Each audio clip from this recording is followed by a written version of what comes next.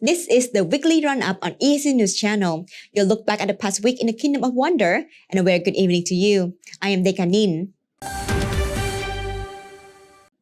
Prime Minister Hun Sen has said that he hopes Myanmar military leader Senior General Min Aung Hlaing will reconsider the death sentence ordered for two young men from opposition groups. The Prime Minister sent a letter to military leader on Friday saying that the execution of the two opposition youth, if followed through, would trigger very strong and widespread negative reactions from the international community.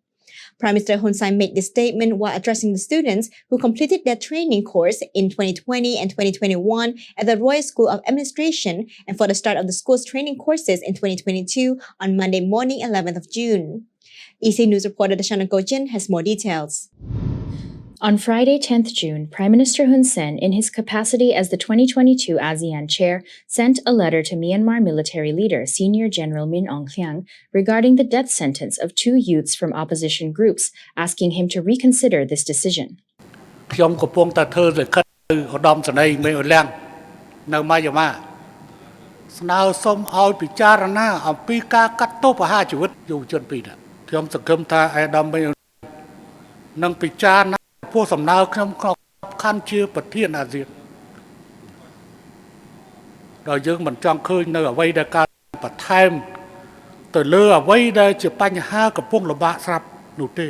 In the letter sent by the Prime Minister to the Myanmar military leader last week, he said that the planned execution, if indeed carried out, would trigger a very strong and widespread negative reaction from the international community. He said this would also have a devastating effect on ASEAN and Cambodia's efforts as the ASEAN chair to support Myanmar's return to normalcy and the pathway to finding a peaceful solution to the current crisis through inclusive dialogue in line with the ASEAN 5-point consensus. Prime Minister Hun Sen reaffirmed Cambodia's commitment to assisting Myanmar's return to normalcy and the restoration of its full participation in the ASEAN community building process. According to Thai PBS World News, during a press conference on 8th June, the spokesperson for Myanmar State Administration Council, General Jaw Min Thun, confirmed that 4 prisoners, 2 of whom are politicians, would be sentenced to death. The 4 include ex-NLD MP Phyo Jia Thaw and 88th-generation student leader Chaw Min Nhu, aka Jimmy, who both had their appeals rejected. In response to a question posed at the press conference on whether people with death sentences will actually be executed, General Jaw Min Thun said, once the death sentence has been passed, they will surely be put to death through the legal process. When, how, and where all depends on the prison manual. There will be steps to transfer prisoners to death row and so on. After the coup in February 2021, Phyo Jia Thaw, along with the majority of NLD party members, went into hiding. According to the SAC, he was arrested on 18th November for possession of firearms, including an M16 rifle, a Sig Sauer pistol and bullets in Yangon's Dagon Seikan township. Darshana Gauchan, EAC News. Prime Minister Hun Sen has announced that Cambodia intends to continue its active efforts to ensure the safety of children everywhere and to ensure a conducive and nurturing environment for growth and protection. He made these announcements at the Online Together to End Violence Leaders Event 2022 on Tuesday night, 14th of June. EC News reporter Anthony Ellis has the story. Through a teleconference attending together to the End of Violence Leaders Event 2022, Prime Minister Hun Sen said that the member of the Global Partnership to End Violence Against Children, the Royal Government of Cambodia has always paid great attention to preventing all forms of violence against children and promoting child protection. He added that in 2021, based on the evaluation of action plan to prevent and respond to violence against children in 2017 to 2021, Cambodia has been the right path to preventing violence against children. ជាទិសដៅទៅមុខកម្ពុជានឹងបន្តកិច្ចខិតខំប្រឹងប្រែងឲ្យកាន់តែសកម្មក្នុងការធានាថាកុមារមានសុវត្ថិភាពនៅគ្រប់ទីកន្លែងដូចជានៅផ្ទះសាលារៀននិងនៅក្នុងសហគមន៍ជាងនេះទៅទៀត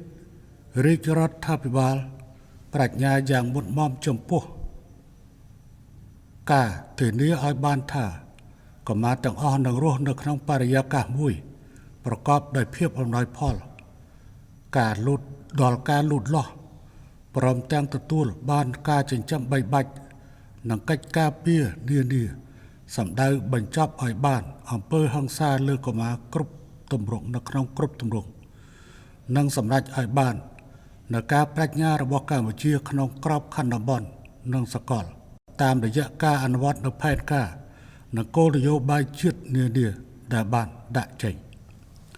In order to achieve the end to the violence against children, Cambodia has prepared and implemented a series of policies and plans, such as the Action Plan to Prevent and Respond to Violence Against Children 2017 to 2021, the Cambodian National Social Protection Policy Framework 2016 to 2025, and the National Child Protection System Policy 2019 to 2029. In 2019, Cambodia became a member of the Global Partnership to End Violence Against Children, prioritising the implementation of alternative childcare policies by promoting family-based care instead of childcare centres, for example. At the online leaders event, Prime Minister Hun Sen also made a number of recommendations promoting the spirit of unity, strengthening and expanding existing cooperation, promoting child welfare and child protection, especially strengthening cooperation mechanisms among all actors to share important information and the data to take timely and strict action against all forms of violence against children.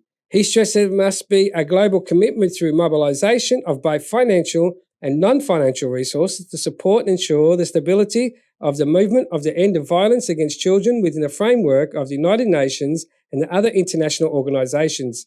and to accelerate progress towards achieving the Sustainable Development Goals, especially Goal 16.2, to end abuse, exploitation, trafficking and all forms of violence against torture of children. Anthony Ellis, EAC News. Prime Minister Hun Sen addressed the representative of the European Union in Cambodia and said that Europe and Cambodia have different priorities, and for Cambodia, the right to life is given the highest importance and must be protected. He made this statement while speaking at the closing ceremony of the 2020-2021 and start of the 2022 training courses of the Royal School of Administration on Monday morning, 11th of June 2022. EAC News reporter Anthony Ellis has more. During his speech, the Prime Minister recalled the emergency response measures put in place to control the outbreak of COVID-19, citing them as important actions made to protect the right of life of citizens. He stressed that in Cambodia, having the right of life comes first and only do the rights follow. While looking at the EU representative of Cambodia, the Prime Minister said, if the right to life does not exist, then you have no rights at all. បើសិទ្ធិរស់រានមានជីវិតគ្មានថយគឺបានសក្តិថាអ្នកឯងអត់មានសិទ្ធិអ្វីទាំងអស់ខ្លះគេអត់ហ៊ាននិយាយអំពីបញ្ហាហ្នឹងទេគេបែរជានិយាយពីសិទ្ធិដទៃយើងទទួលស្គាល់សិទ្ធិទាំងអស់ណាសិទ្ធិទាំងអស់រាប់ទាំងសិទ្ធិដែលយើងទៅនឹងបានកន្លងផុតប្រហែលថ្ងៃនេះជាងមួយអាទិត្យនេះកាលពីថ្ងៃអាទិត្យមុនយើងបោះឆ្នោតអានោះជាសិទ្ធិនៃដំណើរការប្រជាធិបតេយ្យហើយប៉ុន្តែសួរតែខ្មោចវាទៅចេះបោះឆ្នោតទេវាអត់ចេះទៅបោះឆ្នោតទេអញ្ចឹងចំណុចនេះគឺជាចំណុចដែលគួរយើងដកពិសោធន៍អំពីចំណុចដែលយើងពេលដែលមានសភាពការត្រូវប្រមូលផ្ដុំកម្លាំងជាតិទាំងមូលប្រយុទ្ធប្រឆាំង Cambodia had its first major COVID-19 outbreak on the 20th of February 2021. In response, the royal government issued several emergency response measures, including lockdown and the launch to a national vaccination campaign. It took Cambodia 8 months to vaccinate the majority of its target population, which led the government to fully reopen the country on the 1st of November 2022 and to officially close the 20th February community outbreak event on the 20th of December 2021. The president of the Cambodian Human Rights Committee, Kiao Rami, once said that the Prime Minister Hun Sen has saved the lives of people in 2 major events, during the people's liberation of the Khmer Rouge genocide regime and when saving people dying from COVID-19. Anthony Ellis, EAC News. Prime Minister Hun Sen has stated that the percentage of people vaccinated against COVID-19 in Cambodia has increased to about 94% of the total population. When looking at the result of the recent Commune Sangkat election, he said people who went to the polls voted for both the ruling party and the opposition, which proves that vaccine distribution in Cambodia was not politicized. EAC News reporter Dashana Gojin has more. Speaking at the closing ceremony of the 2020 to 2021 and start of the 2022 training courses of the Royal School of Administration with more than 2,000 students, the Prime Minister highlighted how 74% of people voted for the CPP in the recent Commune Sangkat election, meaning that the remaining 25% voted for other parties. He underlined that all voters had been vaccinated, thus showing that vaccine distribution in Cambodia does not discriminate against politics, religion, or ethnicity. ជាមួយនឹងការស្រោះគ្នាមិនថាអ្នកណានៅបកណាទេពេលនោះគឺស្រោះគ្នាអ្នកបោះឆ្នោតឲ្យគណៈបកប្រជាជនមានតែ74ជាង 74% ទេអញ្ចឹងនៅសល់ 26 ជិត 26% ជាង 25% ទៀតបោះឲ្យណា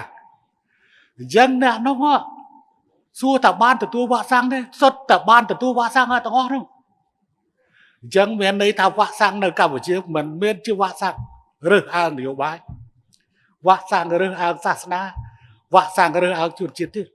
The Prime Minister called on all Cambodians and foreigners in Cambodia to go and get the vaccine that is open to all, and further emphasized that the royal government does not charge money for COVID-19 vaccines. He also said that he recently received the pneumonia vaccine after getting his blood checked and seeing that his antibodies are still high from the 4th dose of the COVID-19 vaccine. As a result, the Prime Minister decided to receive the pneumonia vaccine first, which protects the lungs, but said he is preparing to receive the 5th dose of the COVID-19 vaccine in the near future. As of 11th June 2022, the vaccination rate in Cambodia is at 94.1% of the 16 million population. This includes 103.23% of those aged 18 and above, 100.65% of those aged 12 to 17, 109.23% of those aged 6 to 11, and 133.6% of those 5 years of age. Darshana Gochan, EAC News. Prime Minister Hun Sen has called on all those who alleged that the 5th Commune Sangkat election was stolen to swear by their claims and show to the public how this could have been done. The Prime Minister made this statement while addressing the students who completed their training course in 2020 to 2021 at the Royal School of Administration and for the start of the new training courses in 2022 on Monday morning 11th of June 2022. EAC News reporter Anthony Ellis has further details. According to the Prime Minister Hun Sen, the results of the 5th Commune Sangkat Council elections show that the Cambodian People's Party received support of more than 70% of electorate seats, meaning that the CPP still control 99% of the Commune chief's positions and more than 80% of positions in the Commune Council. He said this number shows the overwhelming support received by the CPP and the peoples of the largely support of the party's policies and the ongoing goal of peace and development. The Prime Minister who also asked those who claimed that the election was stolen to do swear on his accusation and help to show the public exactly how the election could be cheated or rigged. នៅក្នុងមណ្ឌលបោះនៅកន្លែងហ្នឹងបោះម៉ោង 7 ព្រឹកម៉ោង 3 បិទរួចហើយរាប់នៅកន្លែងហ្នឹងគេថាយើងលួចហើយបើយើងបបួលស្បត់ណាមិនដែលចេះហ៊ានទេគេថាស្បត់គឺជារឿងកប៉ិចកប៉ុបរឿងអត់បានការប៉ុន្តែសូមបញ្ជាក់ណារឿងស្បត់មិនមែនរឿងតូចតាចទេប្រធានាធិបតីក៏ដោយនាយករដ្ឋមន្ត្រីក៏ដោយសមាជិកសភាក៏ដោយមុនពេលចូលកាន់តំណែងស្បត់ទាំងអស់តើអាហ្នឹងវាកប៉ិចកប៉ុបទេពាក្យស្បត់នៅមានណារដ្ឋធម្មនុញ្ញប្រទេសមួយសូម្បីតែអាមេរិកកាន់ក៏យកកពីគ្រឹះយកទៅស្បត់ដែរតាមិនបានថាស្បត់ជារឿងលេងសើចថាជារឿងតច្រោះ The Prime Minister stressed, to those who accuse us of stealing the election, do you dare to swear and get struck by lightning? Do not say that you do not dare to swear because swearing is a joke. Why are you afraid to swear? If there is clear evidence that the elections was rigged, swear on it and don't be afraid. Prime Minister Hun Sen's remark come after the senior official of the Candlelight Party, Son Che, announced that the party would accept the seats it had won in the 5th mandate Commune Sangkat Council election, despite feeling dissatisfaction with the overall results and concluding that the election was not fair and free. Son Che said, "We declare that the election was not free and fair, which means we do not recognise the election, but we want to improve it to be fair in the future because this election does not reflect that will of the people. But if asked to take the seats we won, we will take what belongs to us. The fifth mandate Commune Sankrat Council election in 2022 was held on Sunday the 5th of June with 17 political parties participating in total. These parties completed to hold 11,622 commune council seats from 1,652 communes and districts nationwide. The number of people who went to vote was close to 7.3 million people, which is about 80% of the 9.2 million registered voters. Anthony Ellis, EAC News. Prime Minister Hun Sen has announced that civil servants will finally have their salaries increased in 2022 after not receiving any salary raises for 2 years due to the COVID-19 pandemic. According to the Prime Minister, doctors and teachers will receive a minimum salary of 1.5 million real, while other officials will receive a minimum salary of 1.4 million real. At the same time, he also told the Minister of Economy to raise the tax ceiling to ensure that those with a salary below 1.5 million real will not be taxed. យើងខានតម្លើងវាវត្តឆ្នាំ2020ក៏មិនបានឡើង2021ក៏មិនបានឡើងឥឡូវ2022នេះយើងនឹងចាប់ផ្ដើមឡើង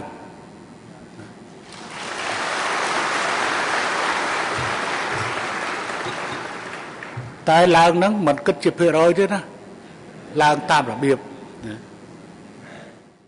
Prime Minister Hun Sen made this announcement at the closing ceremony of the 2020-2021 and start of the 2022 training courses of the Royal School of Administration on Monday morning, 11th of June 2022. The minister in charge of the Secretariat of Civil Aviation, Dr. Mahavanol, and other distinguished delegates of Cambodian Airlines, foreign airlines, and aeronautical service operator companies conducted a technical visit to the site of the Dak Jo International Airport on Tuesday, 14th of June. Minister Mahavanol delivered opening remarks at the start of the visit, where he underlined that the main objectives of the technical visit were to explore the progress of constructions and to understand the future plan of launching operations of the Dak Jo International Airport. On behalf of the Royal Government of Cambodia and the State Secretariat of Civil Aviation, the minister informed the visiting delegates that the construction of the airport maintained its activities on schedule without any significant delays during the 2 years of the COVID-19 pandemic. He explained that while air traffic of carrying passengers across the globe significantly dropped in 2020 and 2021 as a result of widely imposed travel restrictions intended to prevent the spread of COVID-19, Cambodia has started to see a rise in the number of passengers and flights arriving in the country due to the successful rollout of the national vaccination campaign and other efficient measures carried out by the Royal Government under the wide leadership of Prime Minister Hun Sen. The minister stated that air traffic volume in Cambodia has currently reached about 40% of what it was in 2019, and added that the State Secretariat of Civil Aviation expects to see normal air traffic of carrying passengers return in late 2023. The director of Cambodia Import Investment, Charles Wan, also delivered a welcoming speech and outlined some of the concrete achievements that have been made in the construction of the airport. He stated that Phase 1 of the airport's development is progressing well and has surpassed 33% completion, with the CAIC incurring over 461 million to date.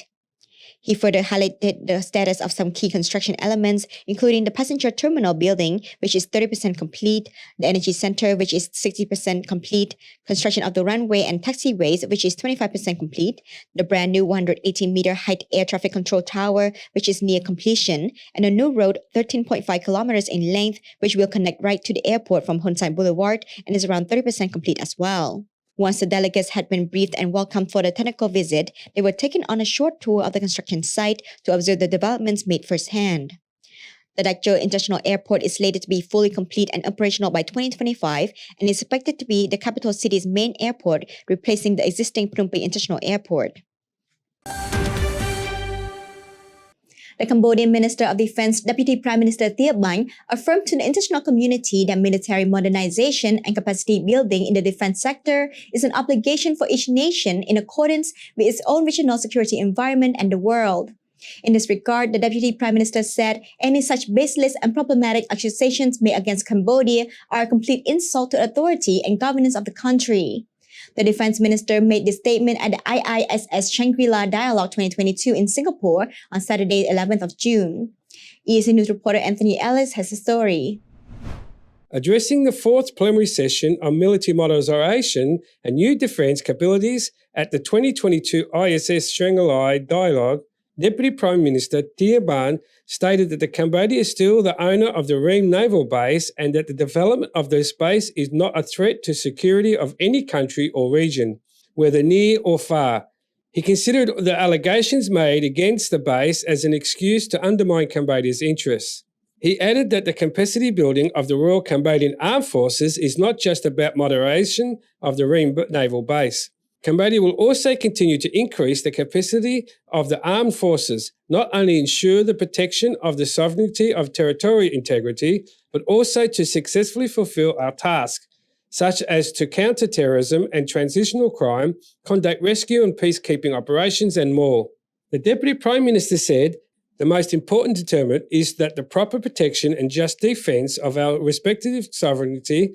and territorial integrity. In addition, we'll need modern facilities to respond to threats, including counter-terrorism, maritime security, disaster relief, and participation in US peacekeeping operations. He affirmed that Cambodians' main goal is to live in peace, friendship, cooperation, brotherhood, and equality with neighbouring countries and countries in the region, and that the Southeast Asian nation only wants to have the ability to defend itself and be able to participate in building regional and global peace. He added that it was unfair and impossible for Cambodia to be forced into a state of stagnation or regress, while other countries continue to expand their military power and influence. For the last few years, some foreign media and Western countries, especially the United States, have accused Cambodia of allowing China to set up military bases in the country. The attack came after Cambodia demolished a US-aided building in the Ream Naval Base.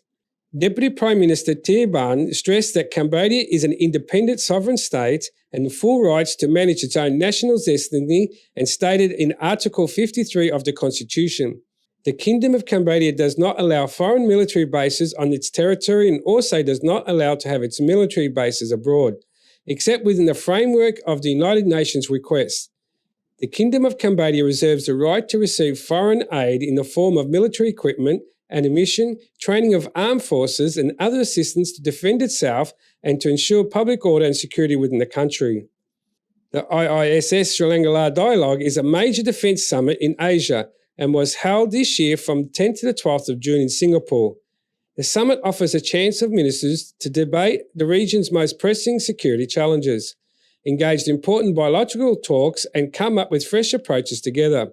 While the Deputy Prime Minister, Tia Ban, was in Singapore for the summit, he also met with Australian Defence Minister Richard Marles on Friday the 10th of June to discuss bilateral relations between Cambodia and Australia in the field of defence. Both ministers mutually expressed the desire to further expand the military relationship between the two countries. Anthony Ellis, EAC News. European Commission President Ursula von der Leyen returned to Kyiv on Saturday, 11th of June, for a meeting with Ukrainian President Volodymyr Zelensky to discuss the country's reconstruction and progress towards European Union membership. Zelensky shook hands and greeted von der Leyen as she arrived for her second trip to Kyiv since the start of the war in February, before they held their meeting with officials and later a news conference. In the joint news conference, von der Leyen said Saturday's discussions with Zelensky would enable the EU executive to complete its assessment on Ukraine's request to join the Union by the end of next week, whether to recommend Ukraine as a candidate for membership of the European Union. The move, whose timing was widely expected, would only be a preliminary step in a long process. All 27 EU governments would have to agree to grant Ukraine candidate status, after which there would be extensive talks on the reforms required before Kyiv could be considered for membership. Von der Leyen, in her second trip to Kyiv since the start of the war in February, reminded Zelensky that despite important progress on administration reforms and in other fields, much still needed to be done. You have done a lot in strengthening the rule of law, but there is still a need for reforms to be implemented, to fight corruption, for example, she told the joint press conference. At the same conference, Zelensky said, "All of Europe is a target for Russia, and Ukraine is just the first stage in this aggression. This is why a positive EU response to the Ukraine application for membership can be a positive answer to the question of whether the European project has a future at all," he added. After that, talks will need to start and be completed on several reforms required before Kyiv could be considered for membership.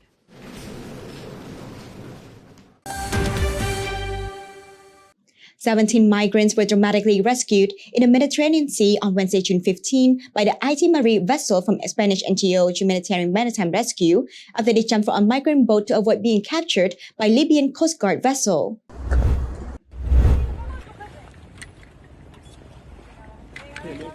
Rescue boats rushed to save migrants from drowning, staff members throwing life vests and assisting them after embarking. Head of rescue mission for NGO vessel Aita Marie, Izaskun Ariaran, said, "Never, never have I seen anything like this. We have talked about it and heard about it lots of times, about how people fleeing from Libya prefer to drown rather than go back to Libya, but we have never seen it like this, and it is very tough. I think we have done a good job, but the picture is there and it has been brutal." 86 migrants who remained on the rubber dinghy were seized by the Libyan Coast Guard, the NGO said. The rescue took place in international waters, and the Aita Marie vessel is heading towards Lampedusa to seek medical assistance for a 15-year-old injured migrant, a spokesperson for the NGO told a reporter.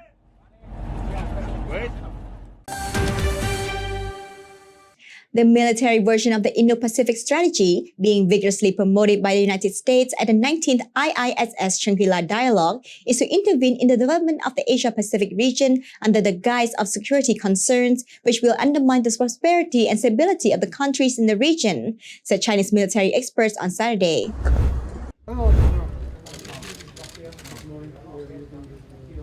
During the summit, U.S. Secretary of Defense Lloyd Austin delivered a speech titled Next Step for the United States Indo-Pacific Strategy and made unfounded accusations against China on Saturday. The expert said the countries in the region need to be vigilant over U.S. repeated remarks on changing political circumstances around China. The so-called Indo-Pacific strategy proposed by the U.S. is calling for an anti-China alliance to contain China's development. The Asia-Pacific region has made constructive efforts in maintaining peace and stability and promoting development and prosperity over the past few decades, but the regional development will be jeopardized if the political circumstances around China are undermined, experts noted. In fact, the countries in the region have been rising in the past few decades. They have all benefited from the development of the Asia-Pacific region and the rise of China. If the leading role of circumstances is changed from development and peace to military security and differences and confrontation, it will bring very big problems to the regional peace and stability, said Zhao Xiaozhou, a researcher at the Academy of Military Sciences of China's People's Liberation Army.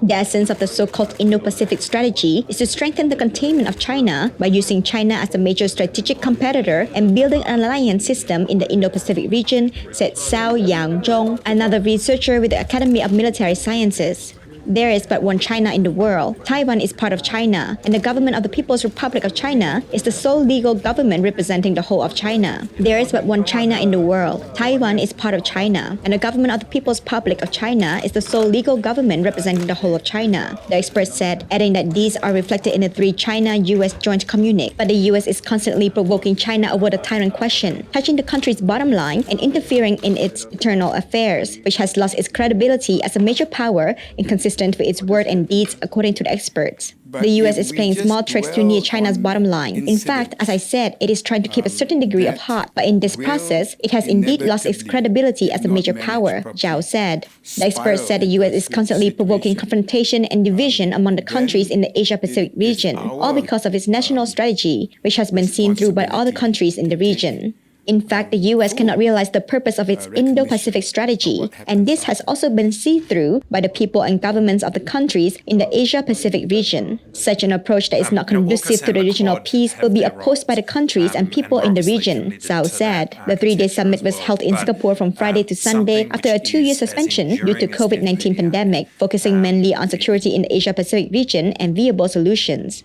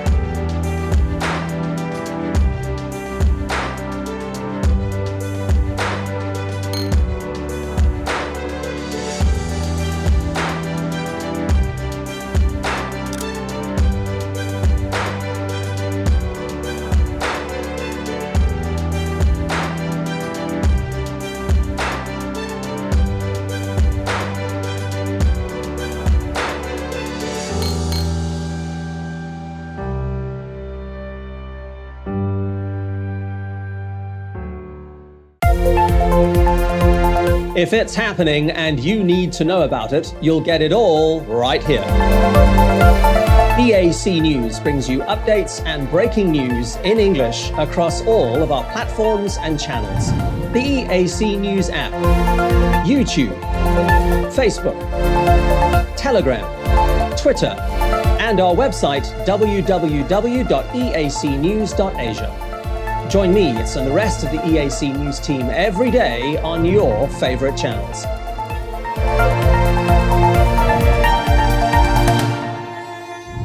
EAC News, Cambodia made clear.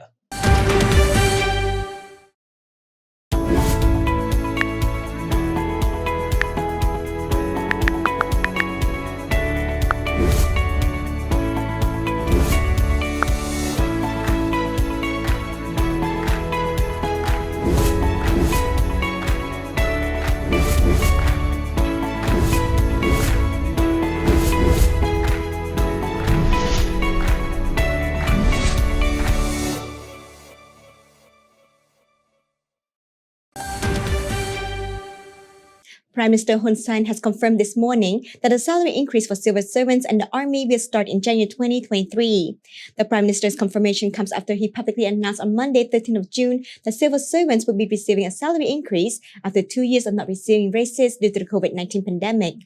EAC News reporter Dashana Gojin has more. On Tuesday morning, the Prime Minister made a post on his official Facebook page, writing, "Yesterday I announced the salary increase for civil servants and the armed forces without clarifying the start time, which caused confusion. I would like to confirm that the salary increase will start in January 2023. On Monday, 13th June, during the closing ceremony of the 2020 to 2021 and start of the 2022 training courses of the Royal School of Administration, Prime Minister Hun Sen announced that civil servants would receive a salary raise for the first time in 2 years. យើងខានតម្លើងពីវត្តឆ្នាំ2020ក៏មិនបានឡើង2021ក៏មិនបានឡើងឥឡូវ2022នេះយើងនឹងចាប់ផ្ដើមឡើង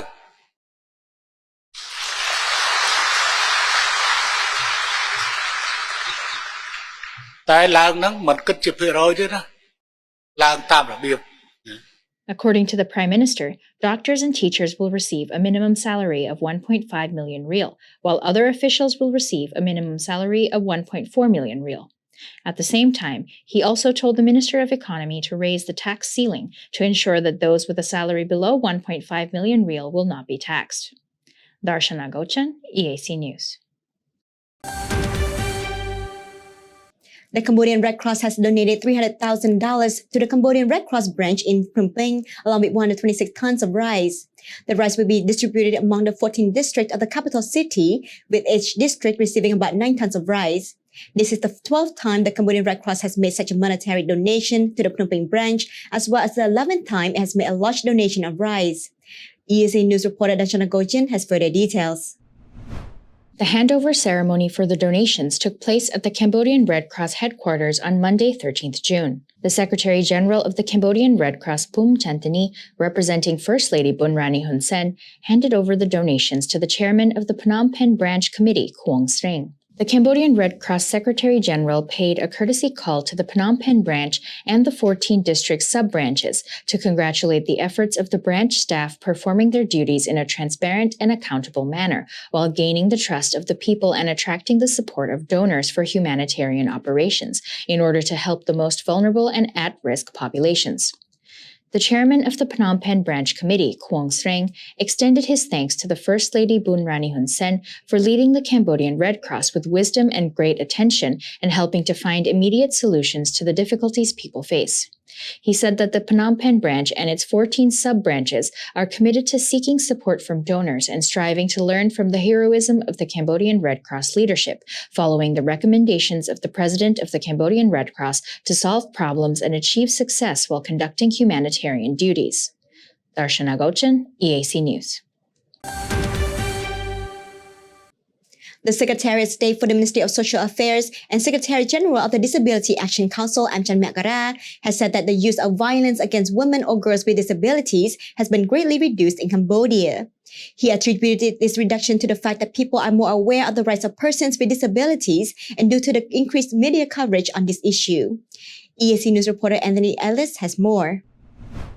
Speaking to reporters after the opening of the Access training program on negotiation skills and basic knowledge of the gender of disability, Secretary of State Amchan Makara said that the Royal Government of Cambodia has taken great care to ensure the rights of persons with disabilities, especially with the launch of the National Disability Strategic Plan 2019 to 2023, which focus on gender issues and stopping the incidence of violence against women and disabilities. He added that the incidence of violence against women and girls with disabilities has now been significantly reduced in the country.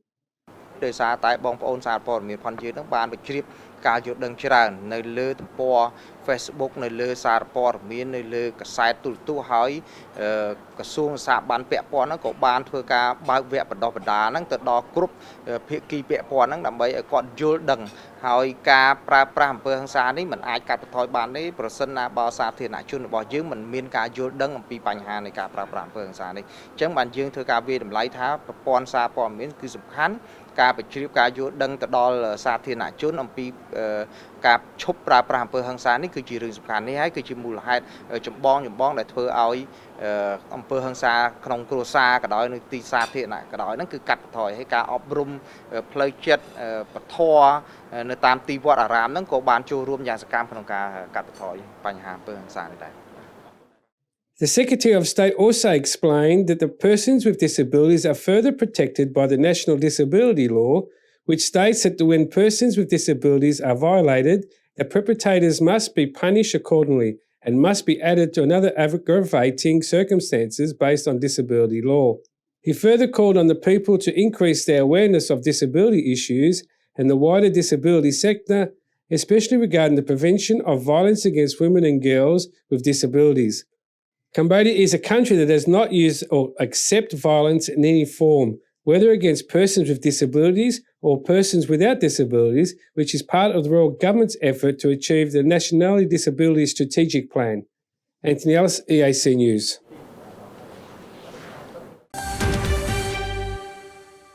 North Korean leader Kim Jong-un presided over a meeting of senior officials of the ruling Workers' Party of Korea to discuss ways to improve party organizations and break bureaucratism, state media reported on Monday, June 13th. The North state-run television KRT released still photographs of Kim holding a meeting with secretariats of the WPK Central Committee, including Jo Young-won and Park Jong-chun on Sunday, 12th June. The meeting came on the day North Korea fired multiple artillery shots between 8:07 a.m. and 11:03 a.m. local time, according to South Korea's military, in another show of force after Kim vowed to boost the reclusive nation's military power. Kim presented goals to boost the country's military power and defense research to protect North Korea's sovereign rights at the plenary meeting of the WPK Central Committee last week. North Korea promoted its key nuclear negotiator to foreign minister, state media said, as leader Kim Jong-un vowed to his ruling party that he would use power for power to fight threats to the country's sovereignty. The appointment comes as the United States warned this month that North Korea is preparing to conduct a seventh nuclear test and says it will again push for United Nations sanctions if that happens. Kim did not mention a nuclear test and offered no details about how he would bolster military power as international concerns grow that he would order the first such test in 5 years. The right to self-defense is an issue of defending sovereignty, clarifying once again the party's invariable fighting principle of power for power and head-on contest, Kim was quoted as saying.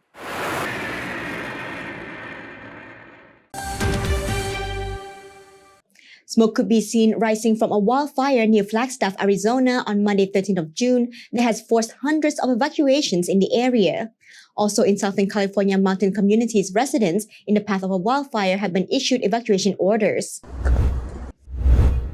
A time-lapse video showed smoke billowing from a wildfire near Flagstaff, Arizona on Monday, 13th of June that has forced hundreds of evacuations in the area, according to local media reports. The pipeline fire was initially reported on Sunday 12th of June morning and has grown to 4,500 acres, according to Inky Web, which distributes wildfire information. Two additional wildfires, the Haywire Fire and Double Fire, were reported about 6 miles further ahead, according to the Arizona Emergency Information Network. In the Southern California mountain authorities issued evacuation orders on Monday for communities in the path of a wildfire that broke out over the weekend in the San Gabriel Mountains northeast of Los Angeles and was burning toward populated areas. The area has been left parched by an ongoing drought plaguing California and much of the U.S. Southwest. California has endured a string of devastating wildfires over the past several years as a lingering drought and warmer temperatures have left forests and grasslands bone dry. The blaze was listed as only 5% contained as of Monday morning, and the nearly 700 firefighters were hampered by flames burning in dense vegetation and steep terrain, fanned by erratic winds.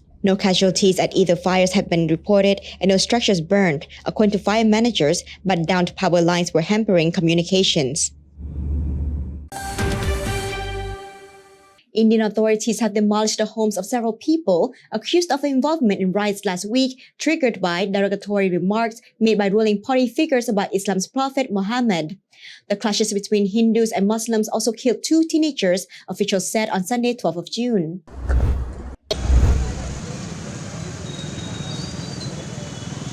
Police across India have arrested protesters on charges of participating in violent demonstrations and damaging properties following derogatory remarks against Islam's prophet Muhammad by a spokesperson of India's ruling party, officials said on Sunday the 12th of June.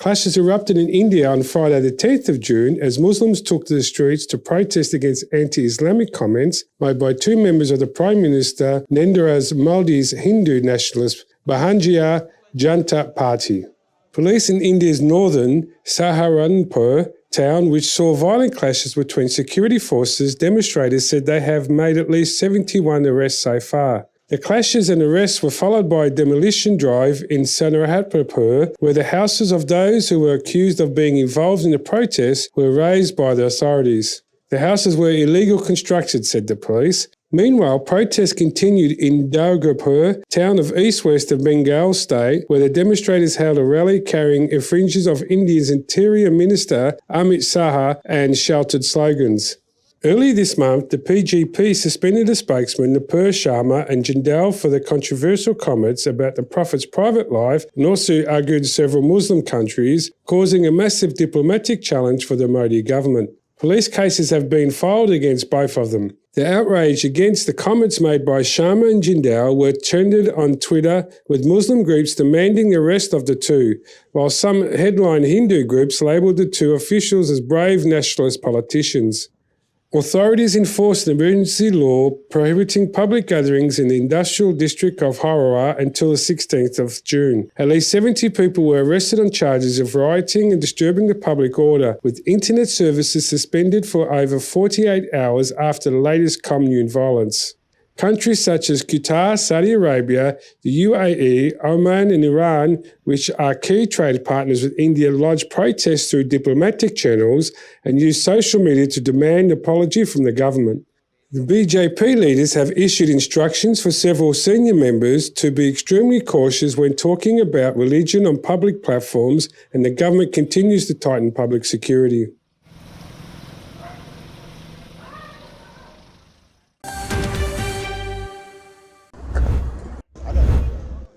Australia was victorious yesterday over Peru on penalties to make them the 31st country to enter the World Cup tournament. Tonight, the last place at the finals will be decided when Costa Rica and New Zealand play off.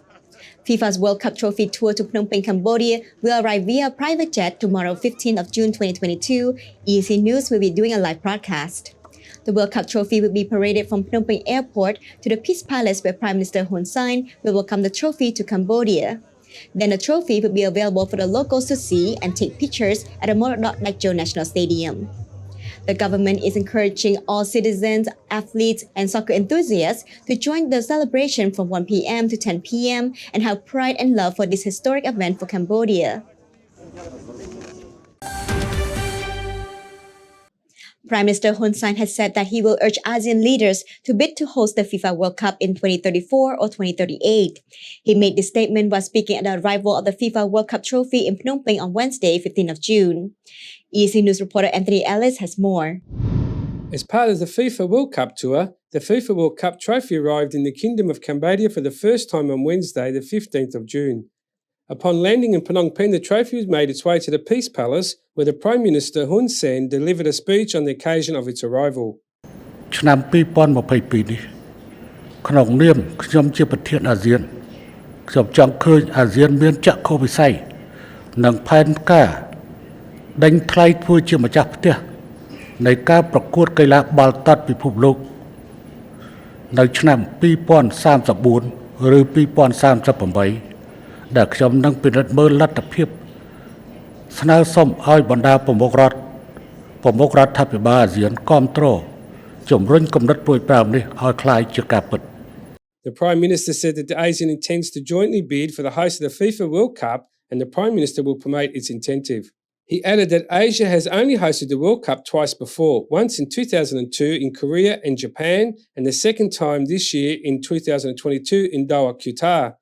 Meanwhile, ASEAN should consider bidding for the 2034 or the 2038 FIFA World Cup to supplement the values of the Economic, Culture, Education and Sports Corporation in the Asian community. A joint bid will be strengthened by the connections between member countries which leverage on the global economic strengths and fill in the shortcomings from potentially hosting the World Cup. The Prime Minister said Cambodia would like to thank the World Football Federation and the Coca-Cola Company for choosing Cambodia to host the trophy, and he wished the World Cup Tour 2022 World Cup event to be a great success. Anthony Ellis, EAC News.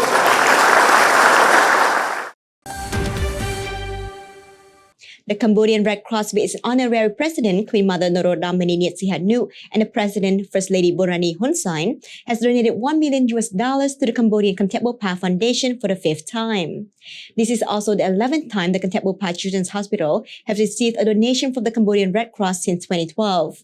The donation was given at the headquarters of the Cambodian Red Cross on Tuesday, 14th of June, 2022. EAC News reporter Dashana Gojian has the details. The Secretary General of the Cambodian Red Cross, Phum Chantini, representing First Lady Bun Hun Sen, along with the Secretary of State of the Ministry of Economy and Finance and Executive Director of the Contemptable Foundation of Cambodia, Ros Sailava, handed over the $1 million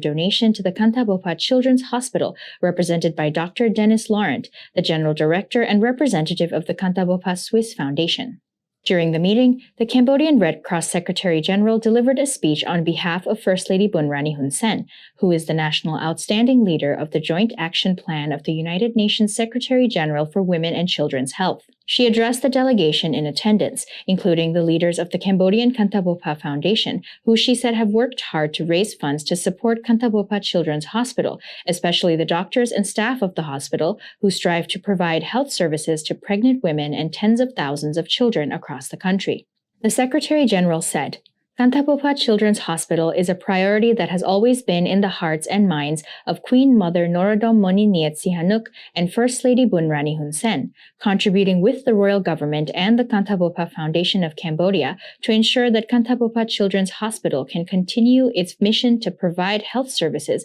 to tens of thousands of Cambodian children.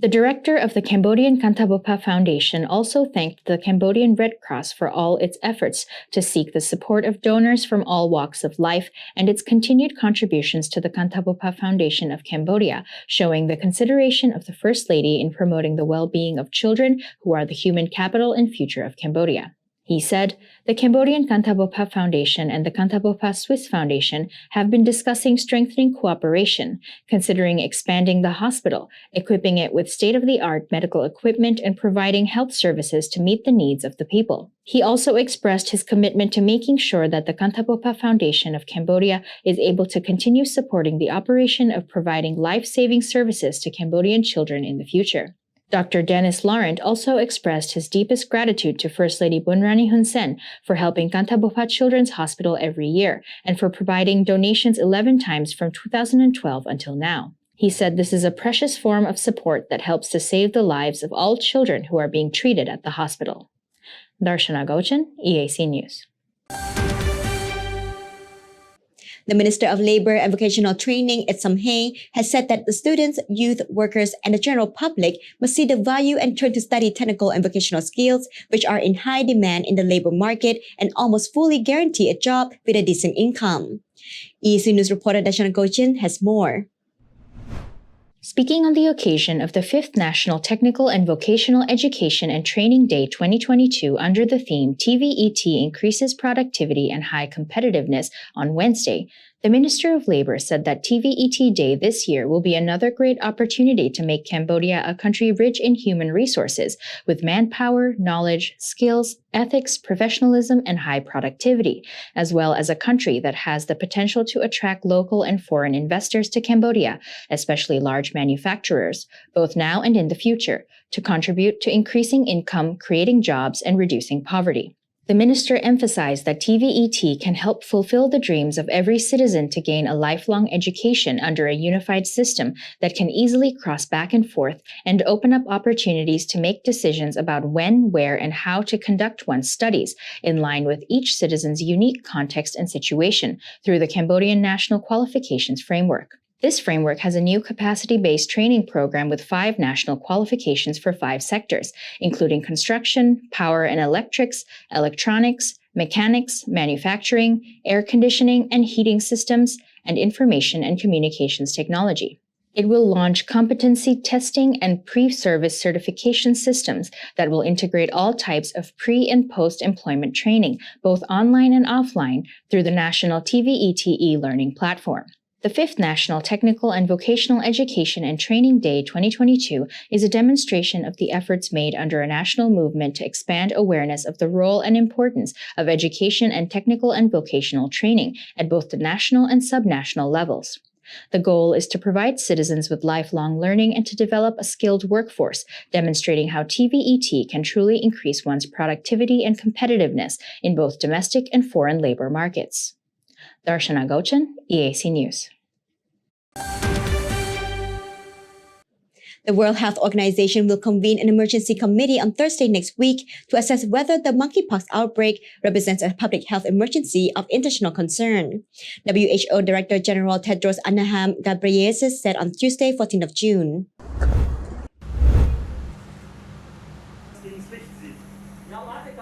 That is the highest level of warning issued by the UN agency, which currently applies only to the COVID-19 pandemic and polio. The global outbreak of monkeypox is clearly unusual and concerning. It's for that reason that I have decided to convene the emergency committee under the international health regulations next week to assess whether this outbreak represents a public health emergency of international concern. I think it's now clear that there is an unusual situation, meaning even the virus is behaving unusually from how it used to behave in the past. But not only that, it's also affecting more and more countries. And we believe that it needs also some coordinated response because of the geographic spread. Monkeypox is endemic in parts of Africa, but there have been more cases both in those countries and the rest of the world. The virus causes flu-like symptoms and skin lesions and spreads through close contact. Tedros said that it was time to consider stepping up the response because the virus is behaving unusually. More countries are affected and there is a need for international coordination. We don't want to wait until the situation is out of control, said WHO Assistant Director General Ibrahima Sokefal.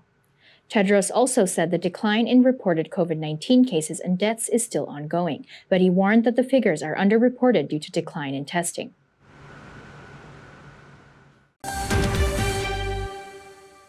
Britain's first flight to take asylum seekers to Rwanda was pulled at the 11th hour on Tuesday, 14th of June, after the European Court of Human Rights issued injunctions to stop the deportation of the handful of migrants on board, a government source said.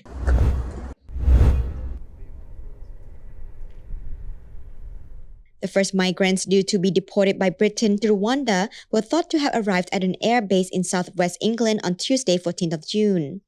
The flight carrying asylum seekers is scheduled to depart later in the evening from the Boscombe Down military base in Wiltshire. The British government has warned that anyone who avoids being deported through last-minute legal challenges will be put on later plane, despite an outcry from critics. Meanwhile, the European Court of Human Rights has issued an order to prevent the deportation of one of the individuals, the charity Care for Carlisle said. With just hours to go before the flight was due to depart, lawyers for human rights groups and campaigners took their case to the Supreme Court, only for the judge to reject it. However, several individuals have successfully argued that they should not be deported to Rwanda on health or human rights grounds, meaning the numbers due to depart have dwindled down from original 37 to just 7. Other legal challenges were ongoing.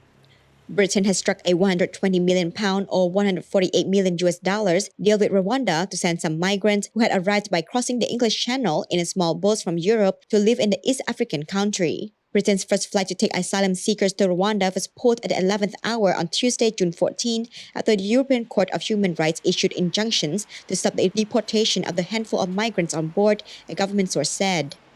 The British government's plan to send some migrants to the East African country has been criticized by opponents, charities, and religious leaders who say it is inhumane. London argues that deporting migrants who arrived illegally by crossing the English Channel in small boats from Europe would deter the dangerous journeys and smash the business model of people smuggling networks. In the last few days, at least 30 individuals scheduled to be on the first flight successfully argued that they should not be deported to Rwanda on health or human rights grounds. Just a handful were due to fly from an Air Force base in southwest England on Tuesday, but hours before the plane was due to leave, the European Court, which rules on possible human rights violation, granted injunctions to prevent their deportations.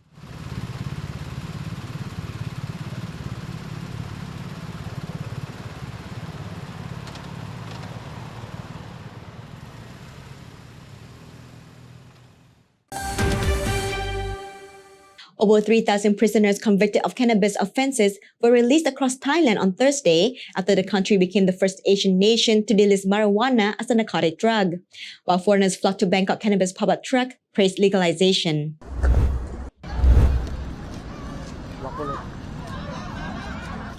Thousands of inmates from various provinces walked out of prison grounds and were greeted by their relatives upon their release, after cannabis hemp was removed from the Category 5 drug list, according to local media. Thailand legalised the growing of marijuana and consumption in food and drinks on Thursday, with the aim of boosting its agriculture and tourism sectors by smoking pot can still violate public health laws. The Southeast Asian country, which has traditional of using cannabis to relieve pain and fatigue, legalised medical marijuana in 2018. Amnesia, Jack Haze and Night Nurse are just some of the marijuana strains of the sale of the pop-up truck in Bangkok, as retailers cash in demand of the newly legalised substance from the foreigners and locals alike. Thailand last week became the first Asian country to legalise the growing of marijuana and its consumption in food and drinks by delisting it as a narcotic. But smoking pot in public can violate some health laws, and Parliament is debating a draft cannabis bill, meaning there is some confusion on how it can be legalised used. Kira Grata, a 32-year-old customer from Canada, was among several tourists who queued up on the truck on Kaesong Road, where staff weighed and packaged buds and crushed leaves to order. I think it might bring people from countries where it is not legal. It could be another tourism pool, she said. I mean, Khao San might get a little more chill and less crazy because everyone's going to be stoned. But other than that, I think it might bring people from countries where it's not legal. It could be another tourism pull for people as well, hopefully for Thailand. The truck currently is an area of Bangkok popular with backpackers, is selling buds at 700 baht or $20 per gram, and different strains have different effects on users, such as promoting better sleep, according to staff. Another foreigner, Ketro Kanjama, described his purchase as a dream come true while dancing with a friend in front of the truck. Yes, I think everything will be better, and I think tourism will be better too, because I know many foreigners want to come in Thailand and want to smoke some small weed on the beach, relax, and so nice. Thai sellers hope legalising cannabis will help attract more tourists. The Southeast Asian country has a tradition of using cannabis to relieve pain, fatigue and legalised medical marijuana since 2018.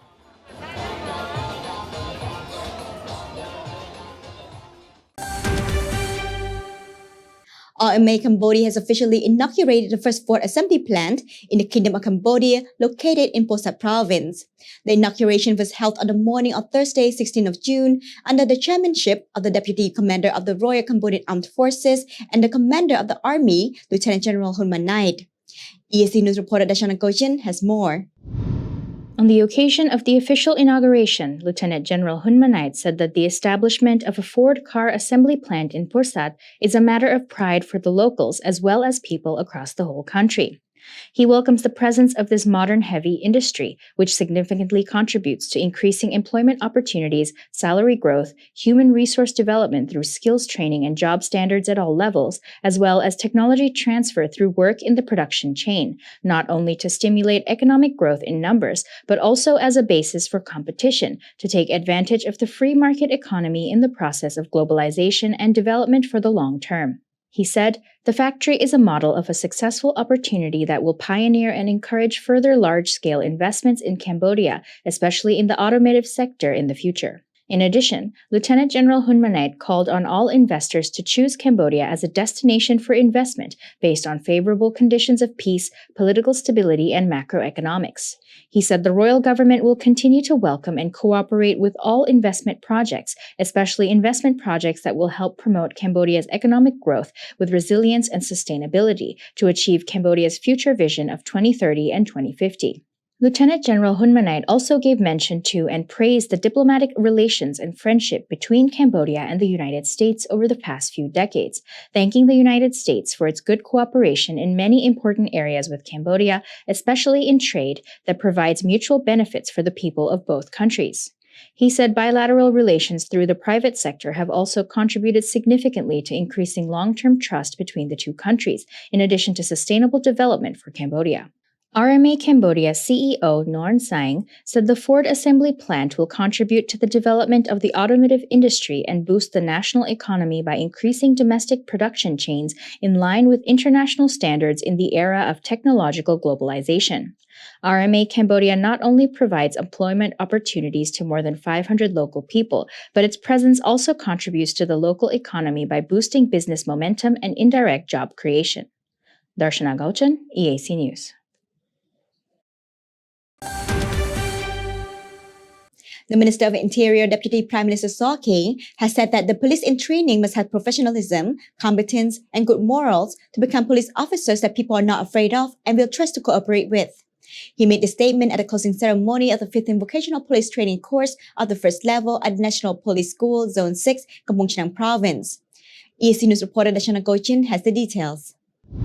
Deputy Prime Minister Saw King said that no matter how strong the police are, they will not be able to maintain good security and order without the support and participation of the people, which is a crucial principle and theory they must remember. He also outlined the views of the National Police and referred to the integration of the police framework through competitions. The introduction section, he said, refers to teaching both theory and practice. Command refers to the appointment of work according to each individual's skills after being taught. Promotions refers to incentives such as promotions, roles, rewards, and awards. Incitement refers to measures taken against officials who are at fault, such as reprimanding and disciplining. Disclosure refers to the removal of the framework from the police if a serious mistake has been committed, such as a crime. And ending refers to preparation for retirement or loss of professional fitness. Deputy Prime Minister Saw King also praised the Police Academy of Cambodia for its efforts to manage human resource training for the National Police in order to achieve a series of good results. He also thanked and expressed his appreciation for all the professors and teachers of the National Police who have worked hard to strengthen police training while showing their knowledge and ability in the profession. Finally, the Deputy Prime Minister instructed the Police Academy of Cambodia to continue studying and researching in order to initiate more innovative ideas to lead, manage, and implement national police reform as planned. This includes especially monitoring and researching into new forms of crime that have occurred in the country and around the world, in order to integrate these learnings into lessons for police trainees and students in both theory and practice, as well as to continue cooperation to train new police officers, officers who have not yet joined the course, and officers who have been transferred to the National Police. Darshana Gauchan, EAC News.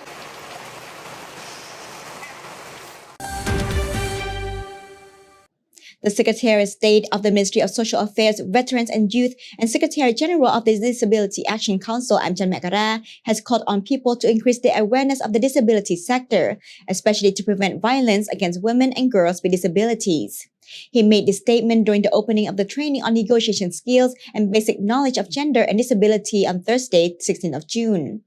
EAC News reporter Anthony Ellis has the story.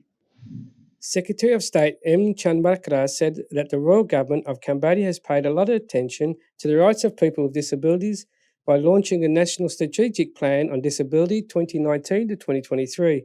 which is strategically that focus on gender issues and stopping the use of violence against women with disabilities. He added that persons with disabilities are further protected by the disability law, which states that when a person with a disability is violated anyway, the perpetrators are punished according to the law, which defines the aggravating circumstances. Having an increased understanding of the disability sector is therefore very important in order to make Cambodia a country that does not use violence in any form,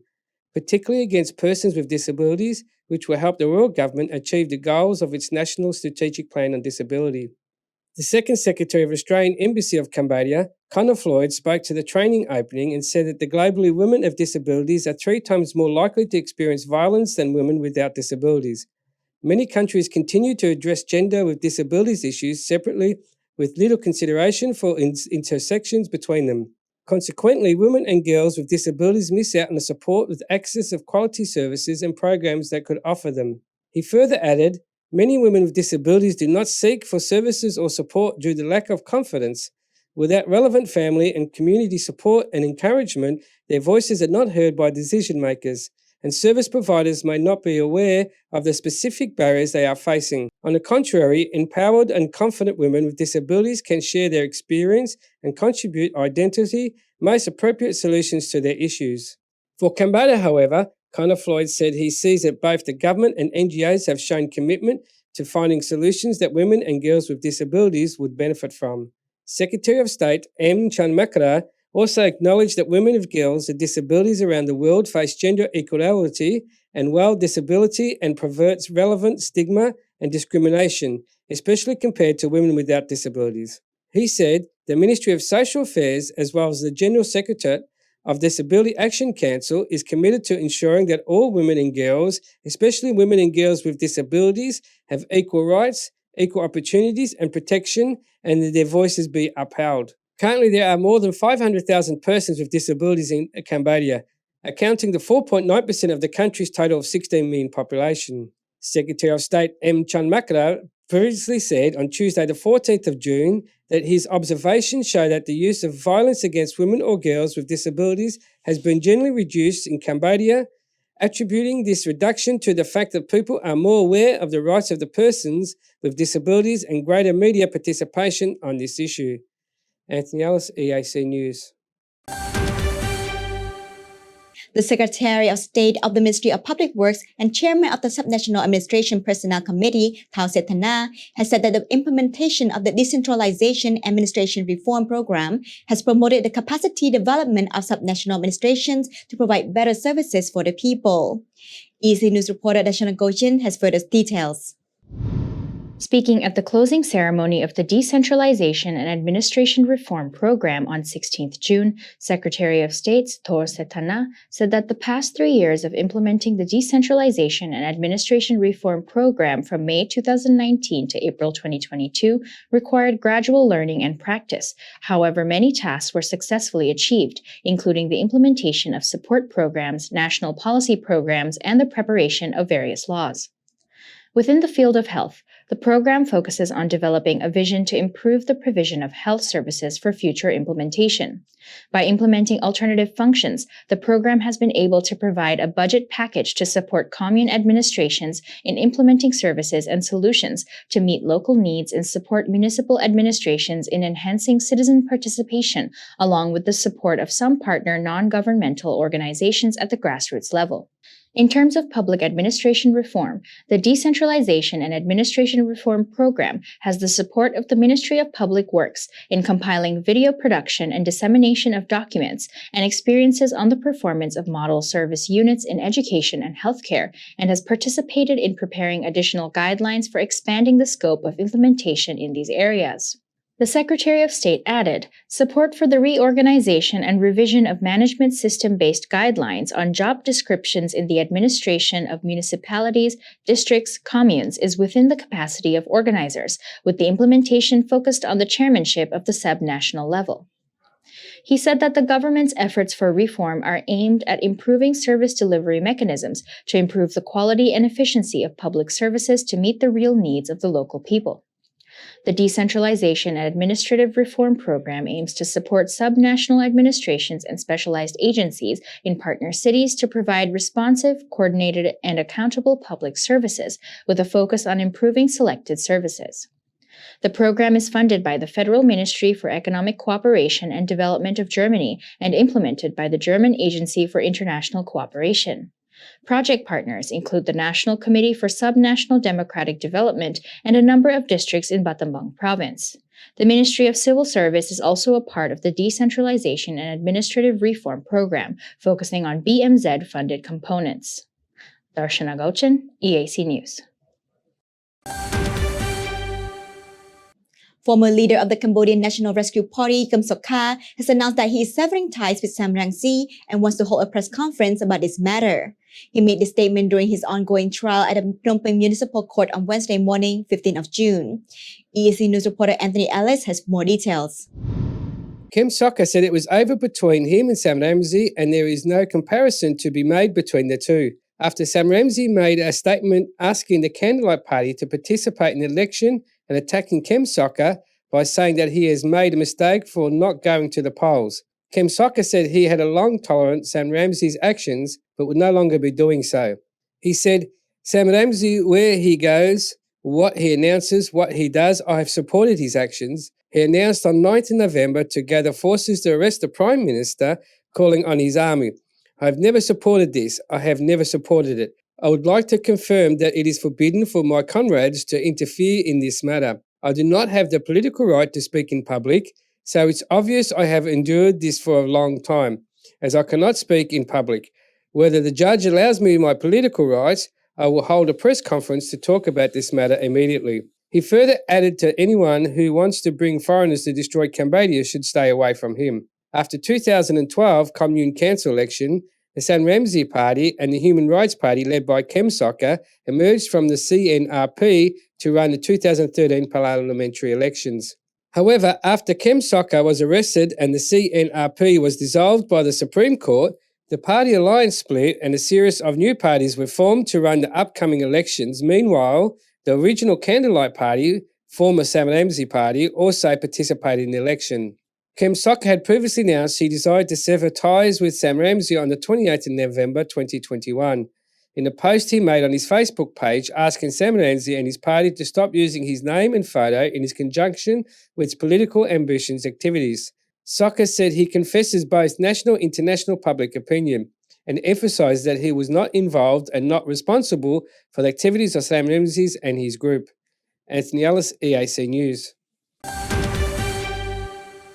Stacks of new passports lie on a table at Sri Lanka's Department of Immigration and Emigration as officials making final checks hurriedly looking over them. Hundreds of people have amassed before collection counters nearby, hoping it will be their turn to collect a new passport soon, along with the ability to leave the South Asian nation as it weathered the worst financial crisis in 7 decades.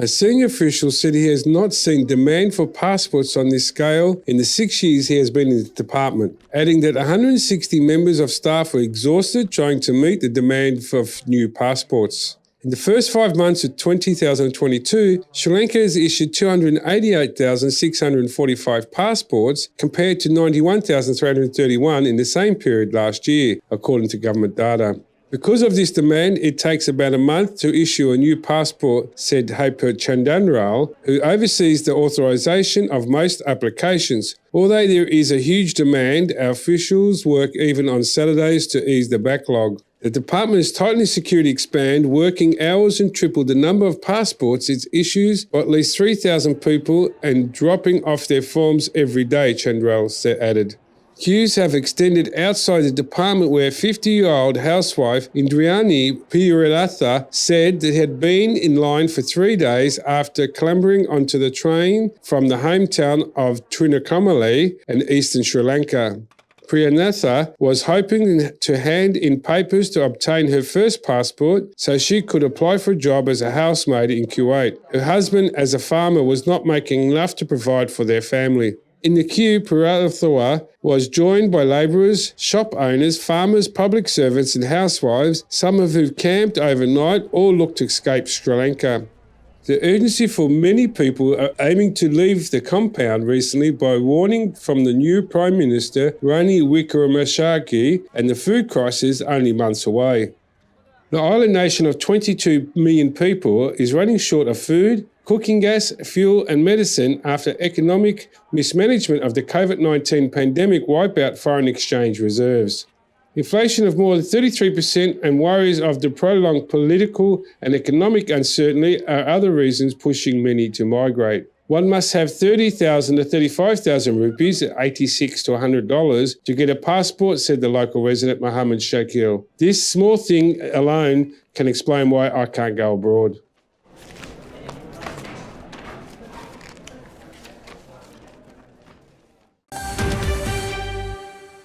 The 25th St. Petersburg International Economic Forum opened on Wednesday in Russia's second largest city. Under the theme of New Opportunities in a New World, this year's forum is attended by representatives of more than 90 countries and regions, according to the forum's organizer.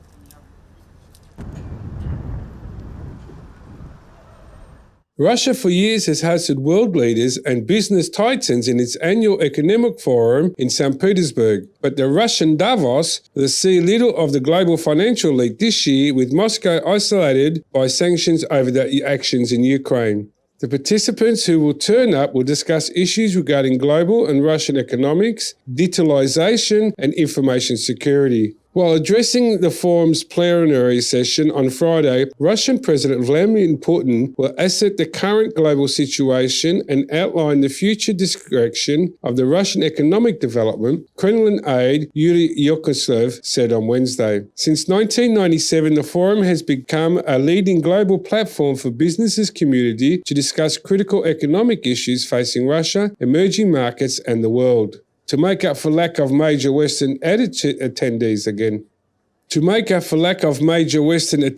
Russia is giving pride of place to smaller players. One of the new makers on the first day of the forum was Mohammad Yusuf Mohammed, Vice Chairman of Kazakhstan Chambers of Commerce and Investment. Mohammed refused to talk about Russian recognition of the Taliban-ruled country, but spoke about the deals he was hoping to sign in St. Petersburg. What Afghanistan needs nowadays is wheat, flour, gas and oil. So we would like to extend this relationship and make it as strong as possible, he said on the sidelines of the forum. Trade between Russia and Iran has risen over the past months as both countries contend with tough Western sanctions. Moscow is boosting businesses' ties with Tehran in the wake of Ukraine crisis, will benefit both countries' economics. Meanwhile, Iran has been mulling the switch from settling international transactions in the US dollar to using other currencies for foreign trade in order to circumvent sanctions and have restrictions access dollars. With Russia's economic facing pressure from the Western sanctions over the crisis in Ukraine, Moscow is looking for new trading partners and is counting the trade with countries that have not imposed sanctions on Moscow.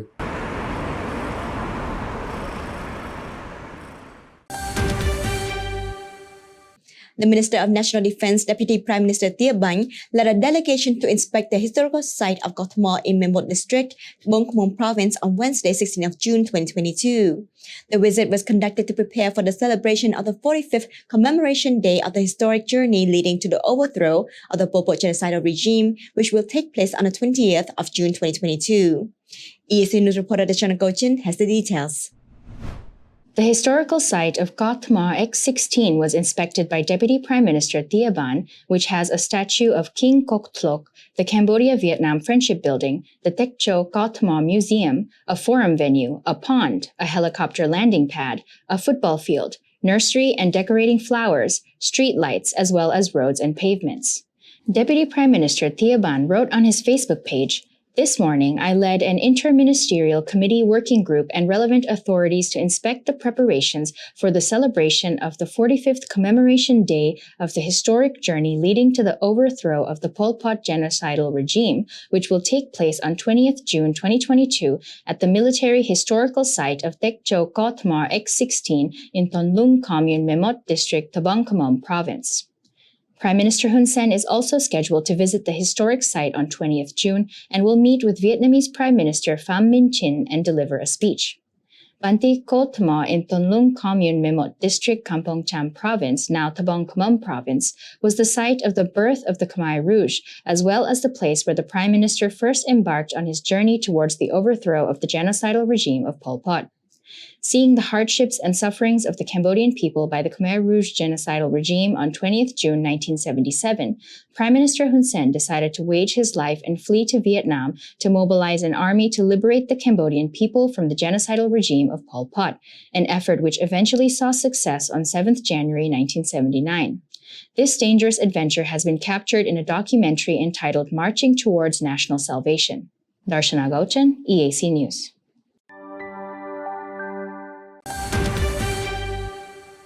The ASEAN foreign ministers have agreed to jointly work towards establishing an ASEAN-India comprehensive strategic partnership that is meaningful, substantive, mutually beneficial, considering the vast potential of the growing relations. EAC News reporter Anthony Ellis has more. According to a press release issued by the Cambodian Ministry of Foreign Affairs and Cooperation on the special ASEAN-India Foreign Ministers meeting and the 12th Delhi Dialogue held on Thursday the 16th of June in New Delhi, ASEAN foreign ministers expressed satisfactions with the steady progress achieved under the current ASEAN-Indian cooperation work plan to look forward for implementation of the joint statement and the ASEAN-India cooperation on the AOP and for peace, stability, prosperity in the region. Both ASEAN and India emphasised the importance of future increasing the depth of scope of the ASEAN-Indian cooperation in various areas. In order to recover more resilience from the COVID-19 pandemic and ensure long-term exclusive and sustainable development in the region that is for peace, stable and harmonious, some of the areas highlighted during the discussion were enhancing public health capacity, vaccine production, traditional medicine, blue economy, climate-smart agriculture, management and natural resources, renewable clean energy, human resource development with emphasis on science, technology and innovation, and land and air sea connectivity. The foreign ministers of ASEAN and India also exchanged views on region and international issues of common concern of interest, including ongoing developments in Myanmar and South China Sea, the Korean Peninsula, and impacts of ongoing war in Ukraine. During the special meeting, the foreign ministers of ASEAN and India recognised many achievements made in the past 30 years of the fruitful cooperation and reaffirmed their shared commitment to further deepening ASEAN-Indian broad-based strategic partnership for continued peace and prosperity in the region. The Foreign Minister of India pledged full support for the ASEAN's centrality in the Asian-led mechanism and the Asian community building efforts through the realisation of the Asian Community Vision 2025. The Master Plan of the Asian Consecutivity, MEPAC 2025, and Incentive for Asian Integration, among others. Anthony Ellis, EAC News. The National Election Committee has filed a lawsuit against a senior official of the Candlelight Party, Son Chai, in court on Friday, 17th of June 2022, alleging public defamation in the interview he did with the Cambodia Daily. EAC News reporter Dashan Gochin has the details. In the suit filed by the National Election Council, NEC member Dum Sovanarom and Deputy Secretary General of the NEC Som Sorida submitted to the court a USB flash drive containing the contents of the interview Candlelight Party senior official Son Chai did with interviewer Tang Sarada for the Cambodia Daily newspaper on 7th June 2022. The material submitted includes a statement made by Son Chai about the election results, saying that the result does not reflect the will of the people. There is intimidation and there is vote buying. There is stealing. Here are the votes that are left from that. We do not want to compare this to a thief stealing cows. As we say, if a thief steals 3 cows, why would we allow the thief to steal all 5? Some other statements the NEC included were, It is not because the opposition party threw a tantrum. We do not just only talk about it. We have the technique. We have the evidence. There was the village chief who wrote down the name of voters. Soldiers were deployed near the polling station. The soldiers were deployed around nighttime and did something that we know. So I think it is not right, not fair. The NEC is not independent and the results do not reflect the will of the people. The NEC state that these statements made by Sonchai have seriously affected the council, which must perform its duties independently and impartially to ensure that the elections are free, fair, and just in accordance with the principles of multi-party democracy. The NEC considers these allegations to be in violation of the new Article 152 of the Cambodian Constitution, Article 42 of the Law on the Organization and Functioning of the National Election Committee, and Article 305 on Public Defamation of the Criminal Code of the Kingdom of Cambodia.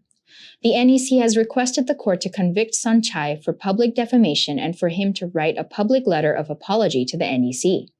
On 13th June, the NEC issued a statement announcing that it would take legal action against Sonchai's false allegations. Sonchai left the country before receiving the NEC's warning. The senior Candlelight Party official is currently also being sued by the Cambodian People's Party for $1 million after he commented on a foreign media broadcast in the Cambodian language that the 5th June Commune Sangkat Council elections were stolen. The 5th mandate Commune Sangkat Council elections of 2022 was held on Sunday, 5th June, with 17 political parties participating in total. These parties competed to hold 11,622 commune council seats from 1,652 communes and districts nationwide. The number of people who went to vote was close to 7.3 million people, about 80% of the 9.2 million registered voters. On the morning of Monday, 6 June, international observers of the communal elections held a press conference announcing their collective conclusion that the 5th June election was held in a calm, transparent, and free manner in accordance with international law. A representative of the international observers, Hubert Moyes Hal Haddad, said that he has been involved in many election observation missions and found the Cambodian election to be of an equal standard to the French elections he has participated in before. Darshana Gauchan, EAC News. The Secretary of State of the Ministry of Social Affairs, Veterans and Youth, and Secretary General of the Disability Action Council, Amchan Makara, has expressed concern about the rate of disability potentially increasing due to various chronic illnesses that will become a problem in the future, and which require much attention and participation for prevention. He made this statement at the opening ceremony of the second meeting of the Cambodian Association of Hands and People with Disability on Friday, 17th of June in Kampong Cham Province. EAC News reporter Dachan Kochin has more.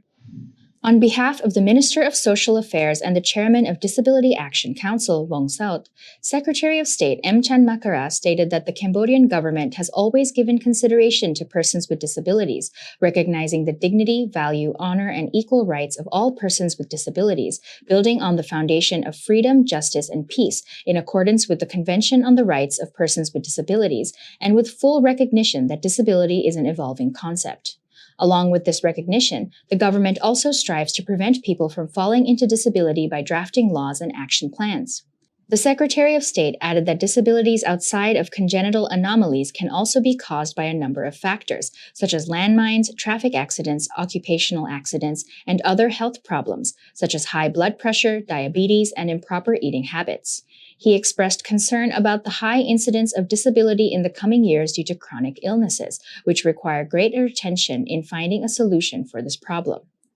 In the coming years, disability will become a bigger concern due to the increasing disability rate caused by chronic diseases such as diabetes, cancer, coronary heart disease, and stroke, said Secretary of State Amchan Makara. He further continued, "This requires all of us to pay more attention to urgent solutions, including the promotion of social welfare, rehabilitation, physical and mental health, the provision of vaccines, education on the dangers that leads to disability, and so on." The president of the Cambodia Virtue Medical Association, Dr. Uk Buti, told EAC News that according to his survey, many Cambodians are now facing high blood pressure and diabetes, and increased care is needed to prevent the disease from progressing to a point that could lead to disability. He said that these patients with chronic illness face risks such as stroke, paralysis, and so on. He encouraged people to cut down on eating junk food and to exercise regularly.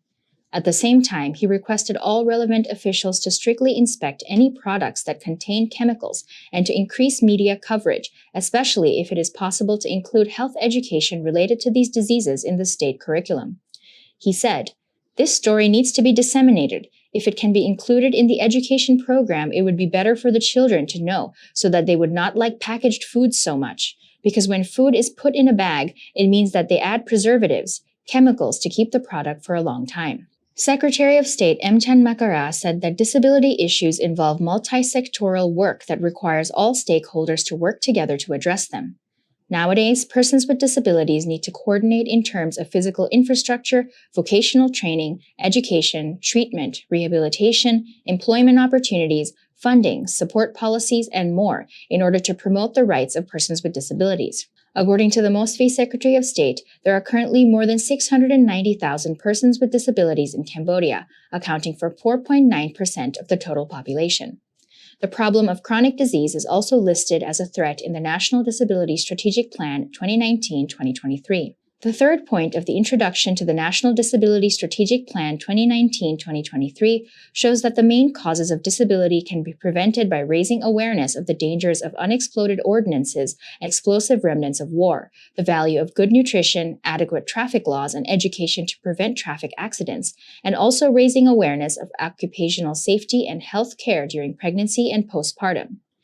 These are all points that are actively implemented in disability prevention strategies. Darshana Gauchan, EAC News.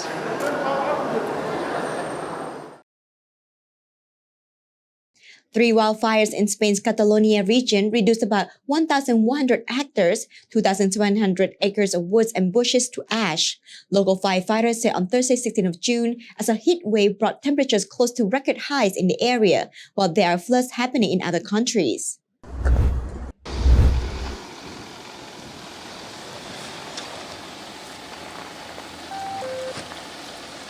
The blazes started on Wednesday, the 15th of June, near the towns of Valdemar, Cabrera, Abrere, and Castelrabia. The regional fire department tweeted hundreds of firemen were on the ground fighting the flames with hundreds of trucks and dozens of aircrafts. Scorching heat hit the Spain since last week, the earliest summer heat wave since 1981. As of June the 5th, the area burned in Spain is 30% smaller than the same period in 2021 and the lowest since 2018. However, since last week, a combination of hot weather, wind and thunderstorms sparked various wildfires around the nation.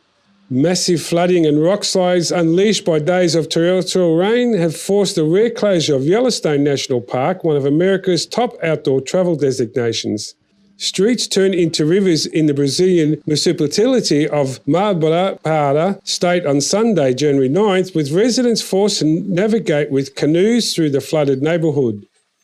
Deadly landslides and flash floods in Guwahati, Assam during May this year, which left 38 dead and over 90,000 displaced. Turkey, 1 dead, several injured after floods in 5 provinces. Heavy rains in Turkey have caused flooding in 5 provinces over the last few days. Dozens of people were rescued from a flood building in the capital, Ankara, where 11 injuries were reported. Meanwhile, 1 person died and 3 were injured after floods in Borodel province. China floods affected thousands of humans in Guangxi. A total of 1.79 people across the province have been affected by severe weather. At least 10 people have died and 3 are still missing. Over 2,700 houses collapsed or seriously damaged and around 286,000 people evacuated. Spain, forest fire in Sierra de Leire in Navarra. Sheep fire burns nearly 1,000 acres in San Bernardino country, Southern California. Fire, heat waves, snowstorms, floods, drought, hunger, COVID-19, moneypox. That's in the first 6 months of this year, not including wars and protesters. It's been a big year so far. The World Economic Forum, WHO, NATO, EU need to have a good look at the real problem, global warming. Migrants are stranded at the border state of Nuevo Leon in Mexico, so their mouths shut on Wednesday in protest against state government hurdles so that they move to the United States border.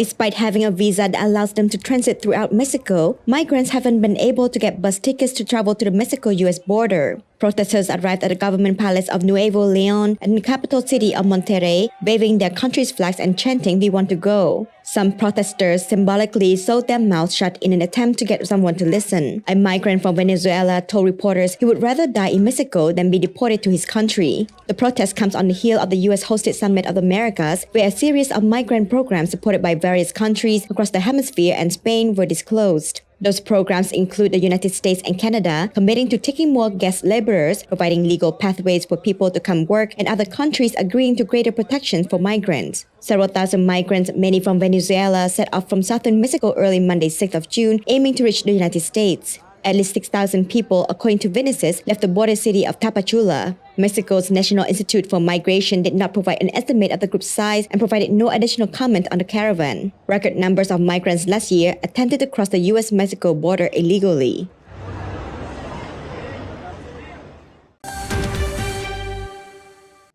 The leaders of Germany, France, and Italy all criticized in the past by Kyiv for support views as too cautious, made a joint visit on Thursday to show solidarity with Ukraine, where officials pleaded for more Western arms. France's Emmanuel Macron, Germany's Olaf Scholz, Italy Mario Draghi, and Romania's Klaus Iohannis were shown gutted, burnt-out buildings. Air raid sirens blared in Kyiv as the French President Emmanuel Macron, Germany's Olaf Scholz, and Italy's Mario Draghi began with the leaders' tour, a nearby town wrecked early in the war. The leaders were joined with Romanian President Klaus Iohannis, toured Imprin, a town northeast of the capital devastated soon after the invasion began on February 24th, where withdrawing Russian forces left behind bodies littering the streets. They were showing the wreckage of a car which Ukraine says was targeted by Russian troops when the mother and children were inside. Irpin, a town northeast of capital Kyiv, was devastated early in the war, where withdrawing Russians forced ones left behind bodies littering the streets. The visit had taken weeks to organise, while the three most powerful EU leaders all fended off criticism over positions described as a deferral to Russian President Vladimir Putin. Still, the move by the three to travel together held strong symbolism at the pivot moment. A day before the EU's Executive Commission is expected to recommend pushing forward the Ukraine's bid to join the bloc, which EU leaders are expected to endorse a summit next week. Scholz, Macron and Draghi all said that they are strong supporters of Ukraine who have taken major practical steps to reduce Europe's dependence on Russia's energy-defined weapons to help Kyiv. But Ukraine has long criticised Scholz over what regards as Germany's slow delivery of weapons and reluctance to severe economic ties with Moscow, and was furious this month at Macron for not saying in an interview that Russia must not be humiliated. Italy has also proposed a peace plan, which Ukraine's fear could lead to pressure on them to give up territory. Ukraine is taking hundreds of casualties a day as the war entered its brutal traditional phase of the East. Kyiv says it urgently needs more weapons, especially artillery and rockets, to counter Russia's firepower advantage. After holding talks with Ukraine President Vladimir Zelensky, the leaders signalled that the Ukraine should be granted European Union candidate status, a symbolic gesture that would draw Kyiv closer to the economic bloc.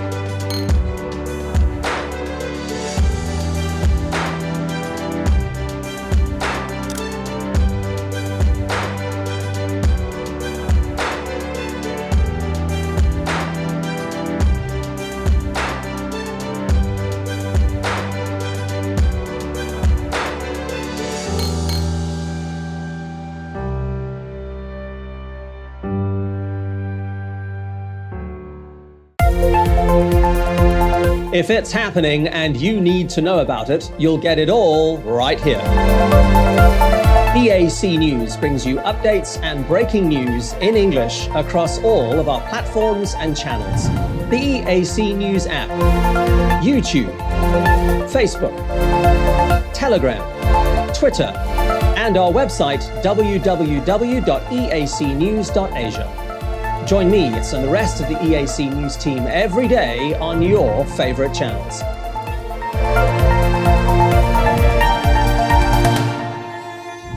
EAC News, Cambodia made clear.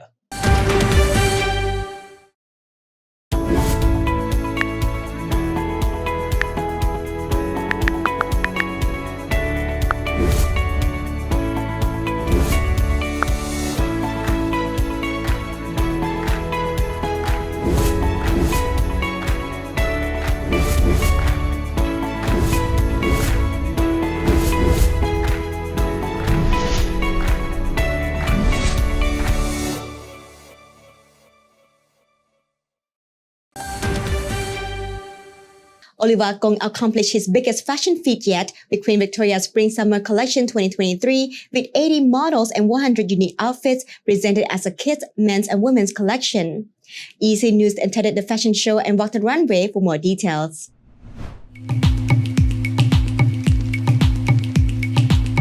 The fashion show held at the Olympic Stadium in Phnom Penh was based on the central theme of the last life of sea creatures, and models could be seen walking in colorful, flowy outfits handmade with silk, sequins, and lace inspired by the ocean, sea creatures, and sea plants.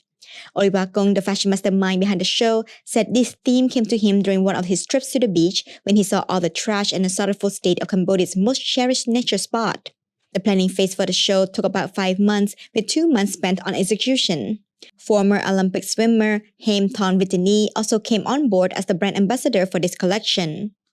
នៅក្នុងថ្ងៃនេះផងដែរខ្ញុំបានរៀបចំកម្មវិធី Fashion Show ដែលបានឆ្នៃម៉ូដដកស្រង់ពីជីវិតនៅក្នុងបាតសមុទ្រខ្ញុំជាអ្នក fashion ហើយខ្ញុំក៏បានជួបកីឡាការិនី Haim Thon Vitani គាត់ជាកីឡាការិនីហែលទឹកអញ្ចឹង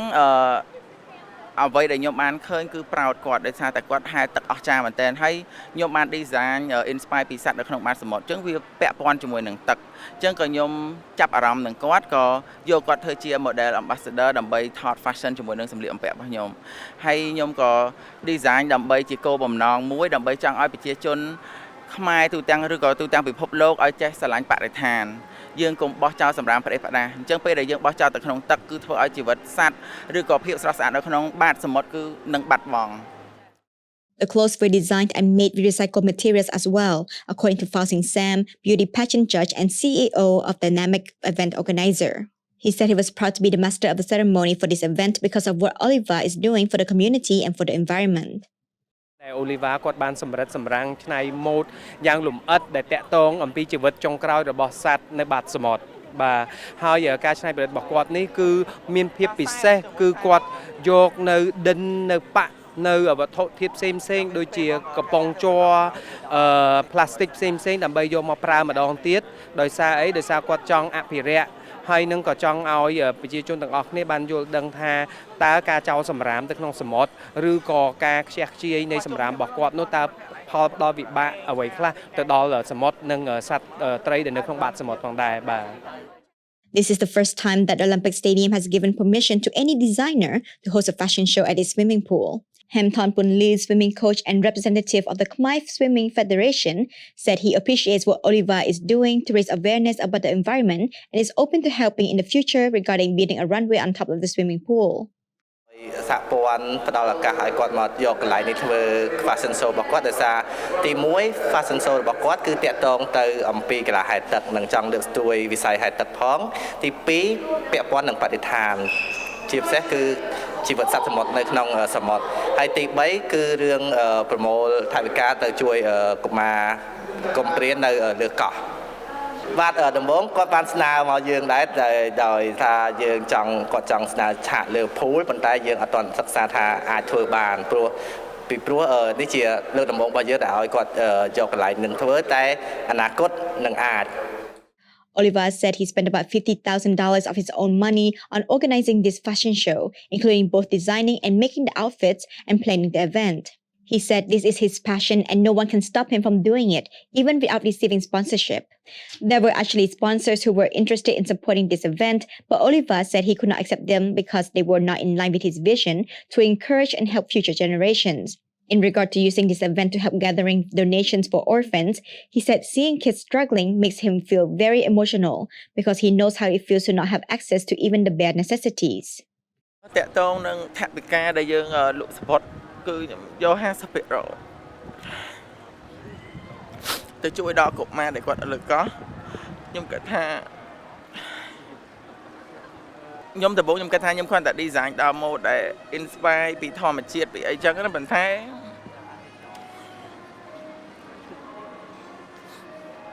ខ្ញុំបានដើរទៅលេងក្នុងភូមិខ្ញុំបានឃើញក្មេងដូចថាកុមារគាត់ខ្វះដូចថាការសិក្សាគាត់អត់មានសាលារៀនទូលំទូលាយដូចយើងនៅទីក្រុងអញ្ចឹងខ្ញុំគិតថាខ្ញុំចង់ធ្វើកម្មវិធីសប្បុរសធម៌អ្វីមួយដូចថាដើម្បីជួយពួកគាត់ឲ្យគាត់ដូចថាបានរៀនជ្រៅជ្រះហើយយើងបានផ្គត់ផ្គង់នៅអាហារហូបចុកឬក៏សម្ភារៈសិក្សាផ្សេងៗ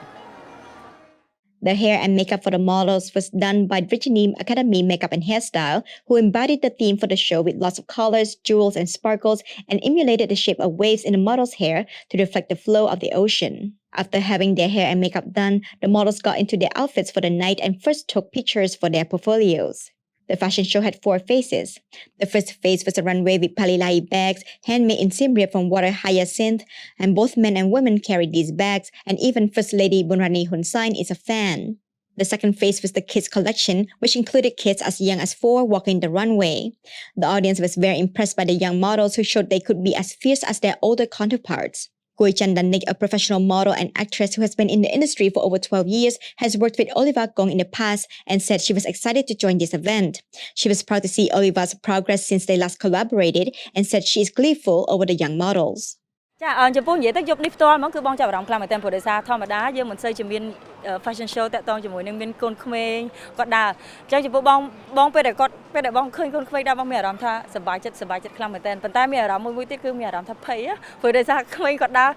រស្អាតខ្លាំងពេកគាត់មានភាពជឿជាក់គាត់ទឹកមុខគាត់តាំងចំហៀនដើរតាំងការបោះចំហៀនដើរគឺគាត់ជឿជាក់ខ្លួនឯងខ្លាំងមែនទែនអញ្ចឹងចំពោះវិស័យដើរម៉ូដនេះការដើរម៉ូដនេះមួយគឺបើសិនជាយើងមានភាពជឿជាក់លើខ្លួនឯងគឺយើងបានន័យថាយើង steal the show ព្រោះដល់ពេលដែលយើងជឿជាក់លើខ្លួនឯងគឺយើងតាក់ទាញជាមួយនឹងភ្ញៀវដែលអង្គុយចាំមើលយើងព្រោះពេលភ្ញៀវគេអង្គុយមើលគេមិនមើលតែសម្លៀកពាក់គេមើលទាំងទឹកមុខការដើរម៉ូដរបស់យើង personality របស់យើងការដើរមិនអញ្ចឹងគឺយប់នេះគឺគេហៅថារំភើបនឹងប្លែកភ្នែកមែនតើចា The third and fourth shows were men's and women's collections respectively. They were both local and international models walking the runway, most of whom studied at Cambodia's Queen of the Catwalks by Oliver Gong. One of the models, Shasnay, said she loves that her dress is fashioned after electrifying jellyfish. She is also passionate about the environment and hopes that everyone who comes to see the show will learn to take care of it. So nowadays, eco theme is very important and we need to really think carefully about what's happening with our environment because a lot of sea animals disappeared and not only sea animals, that's why people, they should care about our nature, care about the environment and use carefully the plastic, everything, because every year we have less a lot of animals, they disappear and it's very important now to think about that because if we lose it now, so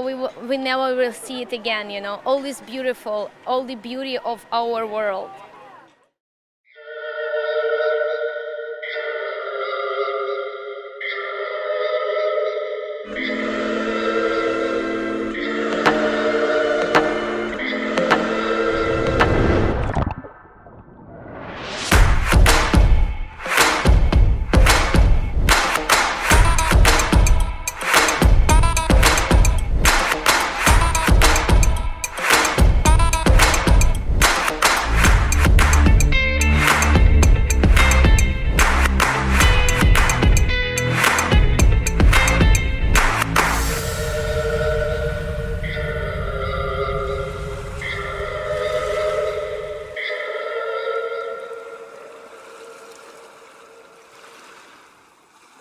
Olympic athlete Whitney closed the show with a showstopper dress inspired by the ocean. She can no longer compete due to a nose problem. However, she is still involved in swimming as an instructor.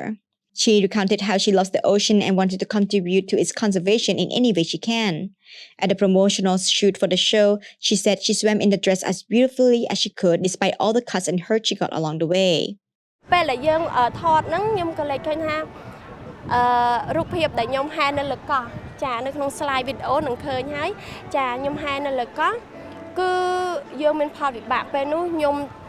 មុតជើងច្រើនមែនតើដោយសារតែយើងចុះក្នុងទឹកភាគច្រើនយើងប្រើជាមួយនឹងម៉ាយ៉ូហែលទឹកជាមួយឆុតសម្លៀកបំពាក់ហែលទឹកប៉ុន្តែលើកនេះយើង design ចង់និយាយអំពីសត្វត្រីដែលកំពុងតែរស់នៅក្នុងសមុទ្រជាមួយនឹង plastic អញ្ចឹងហើយខ្ញុំត្រូវ load ជាមួយនឹងឆុតដែលគាត់ design ផ្ទាល់អញ្ចឹងវាថ្មីខ្លាំងមែនតើពេលដែលខ្ញុំហែលទៅគឺរ៉ូបហ្នឹងវាមានភាពពិបាកបន្តិចប៉ុន្តែខ្ញុំព្យាយាមខ្លាំងមែនតើដើម្បីឲ្យមានភាពស្រស់ស្អាតជាមួយនឹងការផ្ដិតរូបឲ្យដូចសត្វត្រីតែម្ដងចាមុតដៃមុតជើងសំបីជើងឥឡូវនៅមានស្នាមនៅឡើយអត់បាត់ទេចា It was Oliver's idea to surprise the audience by having Whitney jump into the pool. He wanted to show a little bit of her skill as well as the movement of his dress in the water. While she executed her jump flawlessly, it was definitely harder swimming in the dress than it seemed. សម្រាប់ខ្ញុំរៀងធ្ងន់ដែរព្រោះយើងក៏លេចឃើញថាសាច់កណាត់នៅក្នុងទឹកគឺវាអត់មានភាពងាយស្រួលទេចាប៉ុន្តែខ្ញុំនឹងប្រឹងឲ្យអស់ពីសមត្ថភាពដើម្បីចាប់យករូបភាពដ៏ស្រស់ស្អាតសម្រាប់កម្មវិធីមួយនេះ While the designs all looked beautiful on the runway, many guests said that they would love to wear the outfits themselves as well. You know, I would, because I love flowing stuff, and especially when you times like this, I would so wear it. For everyone who is interested in these one-of-a-kind designs, please visit Queen Victoria's Facebook page or contact 010-696-989 to book an appointment at the showroom.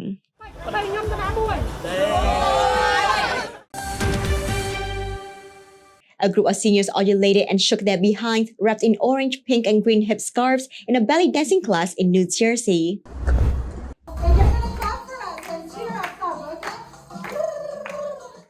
Some seniors showed up in sequins, wearing headbands adorned with flowers, and moved their bodies left and right. The class is hosted by non-profit organization Senior Source. Today, it was magnificent. I love it that a lot of them wore costumes, they wore flowers in their head. They came with, they really dressed up. They really played the game to come and show up. And that's so fun. I mean, how fun could that be to dress up and show up and dance and be with community? It was beautiful to see them smiling and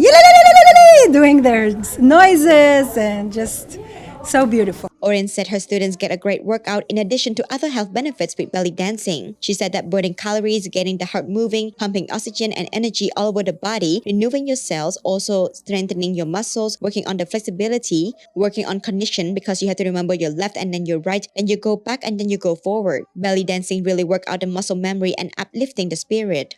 Students Maggie Petrosian and Marian Sapit agreed that it's beautiful, it's sexy, it's exercise, it's discipline, it's a lot of work. It's a great workout and it's healthy because it moves the whole body from top to bottom and they loved it. More than 15 senior women shimmied their shoulders, dropped their hips and belly danced around the room, smiling and laughing along the way.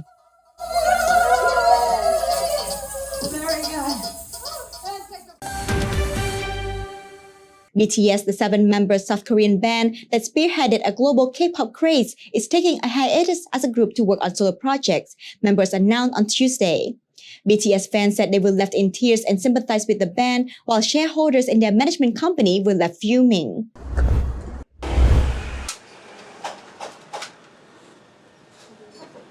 In a video released by record label Big Hit Music, the group was seen having their annual Festa dinner, which also marked the group's 9th anniversary. Group leader and rapper RM was critical of the pressure K-pop artists faced, saying it did not provide performers with time to mature. Singer Jimin added that members of the band were having a tough time establishing their identity, labeling it an exhausting process. Many in South Korea reacted with shock and dismay at the news of the group's hiatus, with some of its 7 members approaching military service age, also triggered speculation about the future of a band whose upbeat hits and messages of youth empowerment have turned them into global stars. I feel sorry as I didn't think that the members had a hard time and I only wanted more from BTS as part of the army. So I hope they can take some rest now. I will always support them even if they do solo activities. 울면서 이야기를 하는 그 멘트들이 보면서 I could relate to them and cry with them as they shed tears and told us how they felt. So I was grateful for that on the other hand. I wanted to support them more and be a big help for them. 더 든든한 힘이 되어주고 싶다 이런 생각이 들었습니다. I felt a little lonely when I heard about the hiatus, but they said they will come back, so I will believe that. Also, there are many songs they have released until now, so I hope to carry on listening to those songs.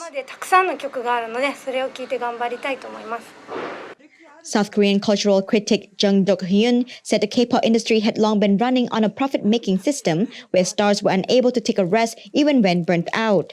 The unexpected announcement also fueled anger among investors in HYBE, which went public 2 years ago and whose shares plunged 25% on Wednesday, wiping nearly 2 trillion won or $1.55 billion of its market value. BTS made its debut in June 2013 and became a worldwide sensation with its upbeat hits and social campaigns aimed at empowering young people. The group had just released a new album on June 10th and met US President Joe Biden at the White House in May to discuss the hate crimes targeting Asians.